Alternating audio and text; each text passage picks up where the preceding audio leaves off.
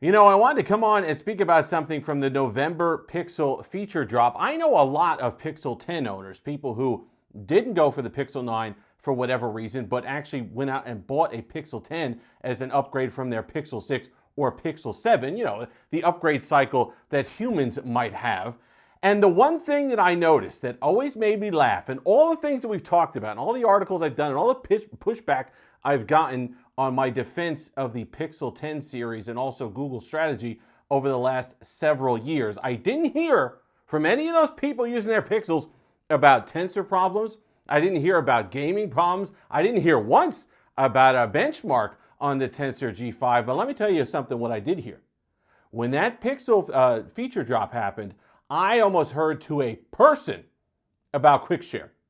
I almost heard from every single one of them saying, how cool is it that I can now share a photo with my wife or whatever it is over Quick Share for their iPhone. I think that is just another example of a small feature that enthusiasts might not pay attention to, but is absolutely what Google's point is with the Google Pixel 10 series. Coming up with features that matter to users. Coming up with features that matter to people who they want to get and entice to switch from their iPhone to a Google Pixel. The sales numbers are backing it up. We talked about that in a previous video. You know, where's this backlash of people voting with their wallets because the Pixel has all these problems using a Tensor? Tensor can't help Google compete. Compete at what? They're selling billions more with a B of dollars worth of Pixel sales. That seems pretty good to me. The goal is more sales, right? Google's not out there saying, you know what, I don't want to sell fewer Pixels, to be perfectly honest. Kind of, you know, let's keep those on the store shelves. We don't want to cause a ruckus. We don't want to have people actually using our stuff. That's nonsense. Google understands finally, maybe it used all that data it's been gathering on us for the 20-something years of data. It's finally putting it to good use by figuring out what people want out of a phone.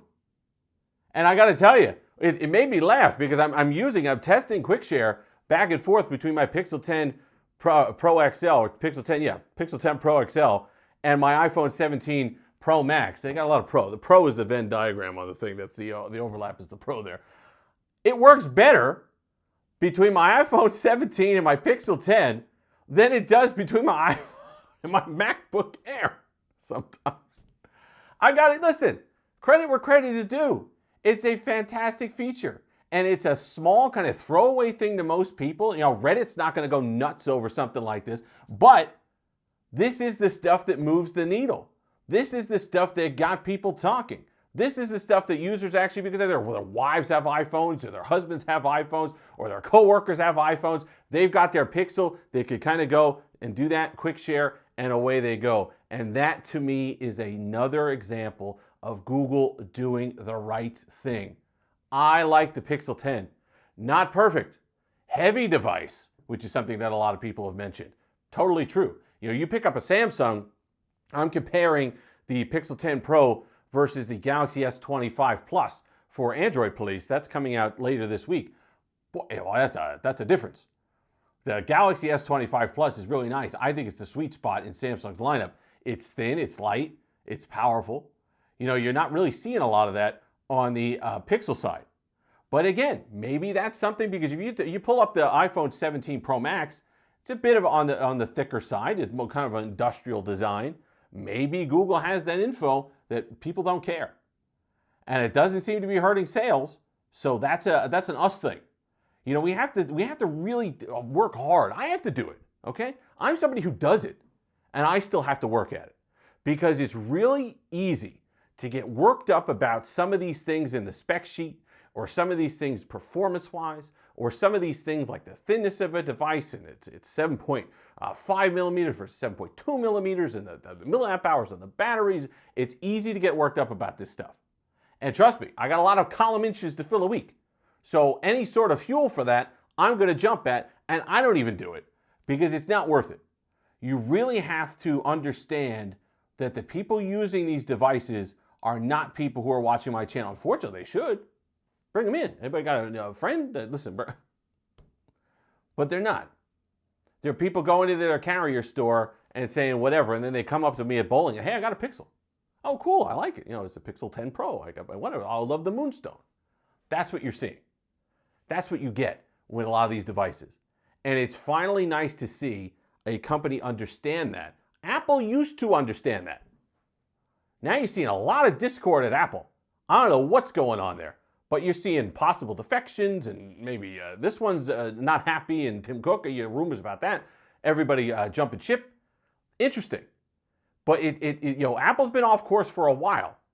So it's almost satisfying to see the cracks that I could see from the outside maybe start to manifest on the inside of the ship. And that's something that Apple's going to have to get back to. It's design and features, but in service of the customer. You can come up with all this fancy stuff, and you can come up with every fancy feature in the universe. But unless it's something that people are actually going to want to use, and it's not just for the sake of saying it in a presentation or having it on a spec sheet, then it doesn't matter. And I really, really am pleased at Google. And listen, not everybody could do it. Samsung probably couldn't get away with this. OnePlus certainly can't, because there's a set of buyers that are for those companies, that they're going to expect X amount from Samsung. They're going to expect Y from OnePlus as far as their spec sheets concerned, and performance and price range and all those things. The benefit that Google had coming in, there wasn't really that installed user base. There were a lot of people who loved their Pixels and used their Pixels and were enthusiastic about those Pixels, and I do feel bad for those people. People who came from the Nexus. And I heard a lot of comments from those people saying I'm the one that's upset the Tensor isn't that powerful. Because I remember a time when I'd buy the Nexus because it had the top of the line spec sheet, and it was, or it had a very powerful chipset for the money, and it was the other things that Google compromised on.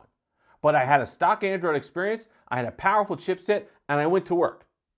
I feel for you. But for the most part, there wasn't a huge installed user base on the level of an Apple or a Samsung that Google really had to cater to. So they went out and they built a new one. And it's working. Sales are up. People are enjoying the devices.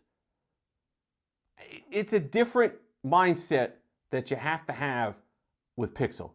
And I really am enjoying that. I think that was a fantastic addition, a small change, but a really good one. And it works really well. That's the other thing. Because there was a lot of years where Google had all these great ideas for things and they were putting stuff in software, and that's fine, but it had to work right. Right? I talk about Tensor, and I give Tensor a pass for not having the benchmark specs of, say, a Snapdragon 8 Elite or a Snapdragon 8 Elite Gen 5. And that's fine. People could go ahead and I give them a pass for that. But what I didn't give Google a pass for, and you saw it right here on the channel, and what a lot of people didn't, and nor should you have, was Tensors that were actually bad, where the modems were bad. They were overheating. Battery life suffered because of that. If it were still doing those things, if it weren't working as designed, I'd have a problem. But the Tensor G5 works as designed. It does enough to give good battery life. It does enough to give smooth performance. It does enough to do all these other things that then Google can focus on the features that really entice people to buy and to switch over. And the more comfortable you get iPhone users interacting with Pixel users inside of families and companies and all the rest of it, these are things that slowly start to claw your way into a market. So I can't complain. I know plenty of people can. I can't complain. I think Google's on the right track. And QuickShare with iPhone users is another example of just why Google is doing pretty darn well in 2025. If you made it this far, like, comment, subscribe, all that fun stuff. Until next time, have that Steve-licious day.